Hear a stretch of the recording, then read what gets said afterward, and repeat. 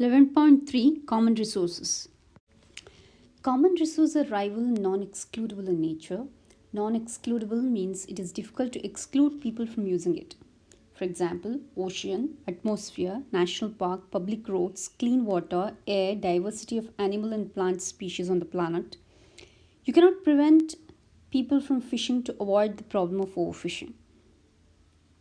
Rivalrous means use of one person decreases the quantity available for someone else.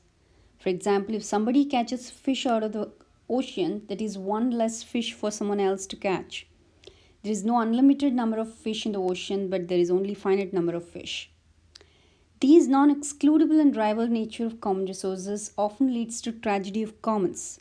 That is, overuse of common resources often leads to economic problems, just tragedy of commons, where user self-interest leads to the destruction of the resource in the long term to the disadvantage of everyone. The term tragedy of commons comes from the 14th century England, where areas of rough grassland surrounded villages. The commons were open to all and were used for grazing cows and sheep owned by the villagers. Because the commons were to everyone, no one had an incentive to ensure the land was not overgrazed. The result was an overgrazing situation similar to that of overfishing in some of the today's oceans. During the 16th century, when the price of wool increased, England became a wool exporter of the world. Sheep farming became profitable and sheep owners needed better control of the land they used, so the commons were gradually enclosed and privatized. Overgrazing ended and land use became more efficient.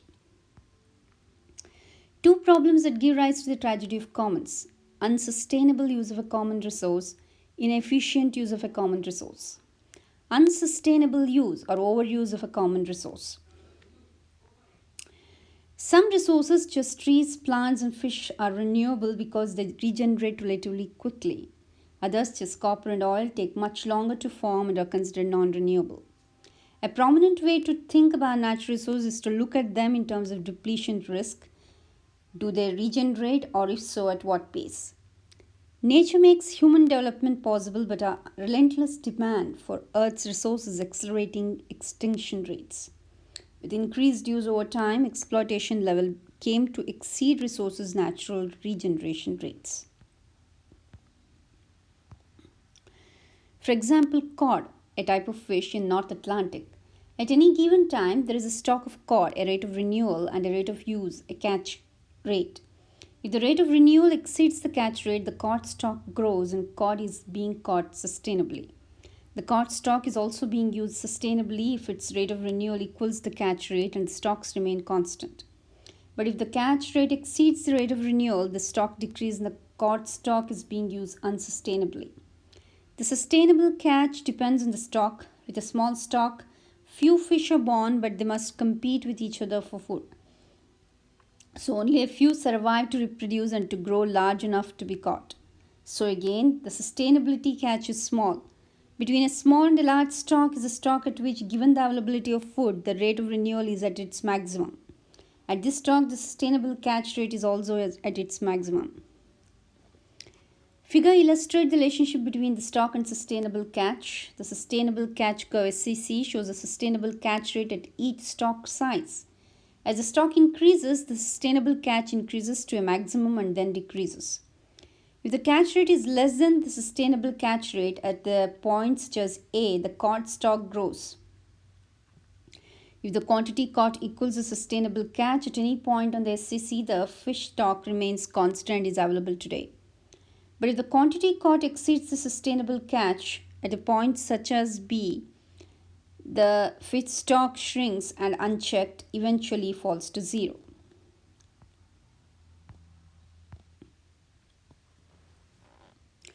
Inefficient use of a common resource.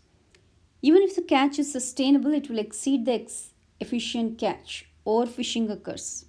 The reason for overfishing is that fishers face only their own private cost and don't face the cost they impose on others, the external cost. In pursuit of self-interest, the fishers ignore this external cost. Why overfishing occurs? The marginal social cost of catching fish is the marginal private cost plus the marginal external cost.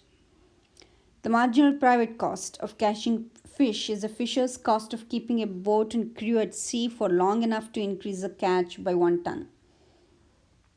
The principle of increasing marginal cost applies to catching fish just as it applies to other production activities. Crew fatigue, overfull refrigerator, and a lower speed to conserve fuel decrease the catch per hour, so the marginal private cost of catching fish increases as the quantity caught increases. The marginal external cost of catching fish is the cost per additional ton that one fisher's production imposes on all other fishers. This additional cost rises because one fisher's catch decreases the remaining stock, which in turn decreases the renewal rate of the stock and makes it harder for others to find and catch fish. The marginal external cost also increases the quantity of fish caught increases. The marginal social benefit and demand. The marginal social benefit from fish is the price that consumers are willing to pay for an additional pound of fish. The marginal social benefit decreases, the quantity of fish consumed increases. So the market demand curve, which is also the marginal social benefit curve, slopes downward. Overfishing equilibrium. Figure illustrates overfishing and how it arises. The market equilibrium occurs at the intersection of marginal social benefit curve, that is MSB or the demand curve, and the marginal private cost curve, MC. The equilibrium quantity is 800,000 tons of fish per year and the equilibrium price is $10 per pound. At the market equilibrium quantity, the marginal social cost exceeds marginal social benefit. Efficient equilibrium. The efficient quantity is where marginal social benefit equals marginal social cost.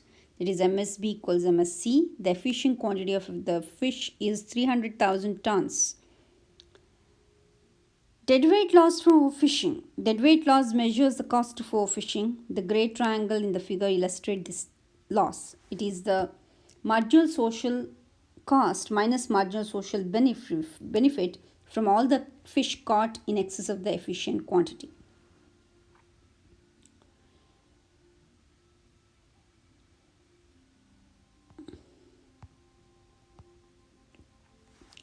Using the commons efficiently.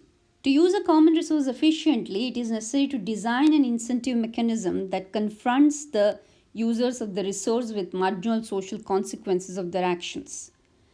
Three main methods that might be used to achieve the efficient use of a common resource are property rights, production quotas, individual transferable quotas or ITQs. Property rights. The common resource that no one owns and that anyone is free to use contrasts with private property, which is a resource that someone owns and has an incentive to use in the way that maximizes its value. The resource is used efficiently. One way of overcoming the tragedy of commons is to convert a common resource to private property. Assigning property rights to resources may help reduce degradation. If a person or a community owns a particular piece of land, they have a sense of and sometimes a legal obligation to care for it. And they have an economic incentive to do so too, since they, as the owners, can capture some of the direct benefits of productive, sustainable use of the resources. With private property rights, the owner of the resource faces the same conditions as society faces. It doesn't matter who owns the resource. The owners of the resource that someone owns are confronted with the opportunity cost of using it, that is, foregone rental income. If the resource is used by someone else who leases it from its owner, the opportunity cost of using it is a rent paid to the owner. Figure illustrates the efficient outcome when private property rights over a resource are established and enforced. With property rights to the fish stock assigned, fishers pay the owner of the fish stock for permission to fish and face the marginal social cost of their decisions. The marginal cost curve, which is also the market supply curve, includes all the cost of fishing, so it is the marginal social cost curve. S is equal to MC is equal to MSC. The market equilibrium occurs at the intersection of MSC and MSB, and the resource use is efficient. The quantity caught, 300,000 tons, is the efficient quantity. Production quotas. A production quota is the upper limit to the quantity of a good that may be produced in a specified period. The quota is allocated to individual producers, so each producer has its own quota. Figure shows a production quota that achieves an efficient outcome. The quota limit the catch, that is production of 300,000 tons. The efficient quantity at which marginal social benefit MSB equals MSC. If everyone catches their own quota, the outcome is efficient. Implementing a production quota has two problems. First, it is every fisher's self-interest to catch more fish than the quantity permitted under the quota. The reason is that the market price exceeds the marginal private cost, so by catching more fish, a fisher gets a higher income. If enough fishers break the quota, overfishing occurs and the tragedy of commons remains. Second, marginal cost is not in general the same for all producers as we are assuming here. Some producers have a comparative advantage in using a resource. Efficiency requires that the quota be allocated to the producers with the lowest marginal cost. But the government department that allocates quotas does not have information about the marginal cost of individual producers. Even if the government tried to get this information, producers would have an incentive to lie about their costs so as to get a bigger quota. The production quota can work, but only if the activities of every producer can be monitored and all producers have the same marginal cost. Where producers are difficult or very costly to monitor, or where marginal cost varies across producers, a production quota cannot achieve an efficient outcome. Individual transferable quota. Where producers are difficult to monitor or where marginal cost varies across producers, a more sophisticated quota system called an individual transferable quota can be effective. An individual transferable quota is a part of the quota system in which the managing agency divides up catch shares of the total allowable catch for the fishing season. This essentially creates a stock market-like system for the fishery where ITQs can be bought and sold. The market price in ITQ is the highest price that someone is willing to pay for one. The price is marginal social benefit minus marginal cost. The price of an ITQ will rise to this level because fishers who don't have a quota would be willing to pay this amount to get one.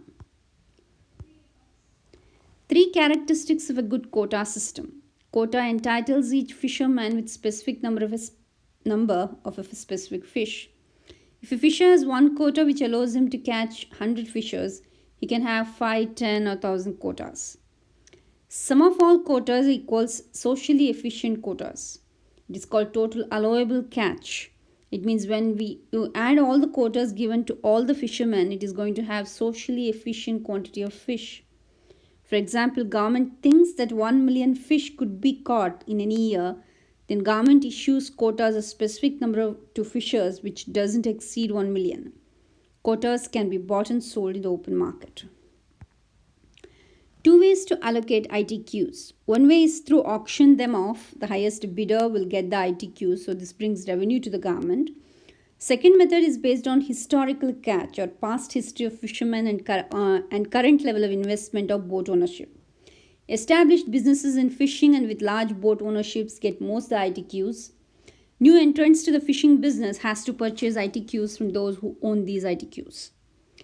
This method has been successful in many countries in keeping the fish stock to a sustainable level, in keeping check on overfishing and depleting stock for future generations.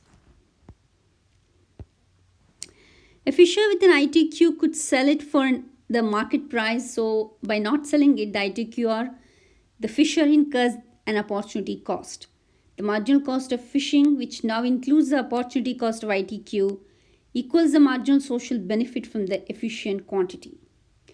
Figure illustrates how ITQs work. Each fisher receives an allocation of ITQs and total catch permitted by the ITQs is 300,000 tons per year. Fishers trade ITQs, those with low marginal cost by ITQs from those with high marginal cost, and the market price of an ITQ settles at $10 per pound of fish. The marginal private cost of fishing now becomes the original marginal private cost, MC, plus the price of the ITQ. The marginal private cost curve shifts upwards from MC to MC plus price of ITQ, and each fisher is confronted with the marginal social cost of fishing. Now, no one has an incentive to cheat and exceed the quota because to do so would send marginal cost above the market price and result in a loss on the marginal catch. The outcome is efficient. One problem with ITR is the bycatch. When they catch fish in nets, sometimes they may catch shark, and since they do not have quota for sharks, they have to pay fine if they take it to the dock. Therefore, they probably throw the shark into the sea and shark may even die. It is called release mortality. They are basically creating a waste. Another problem is high grading since quota system allows them to have certain pound of fish. There is chance that they throw the small fish and keep the big ones. Many small fish may even die after throwing them into the sea.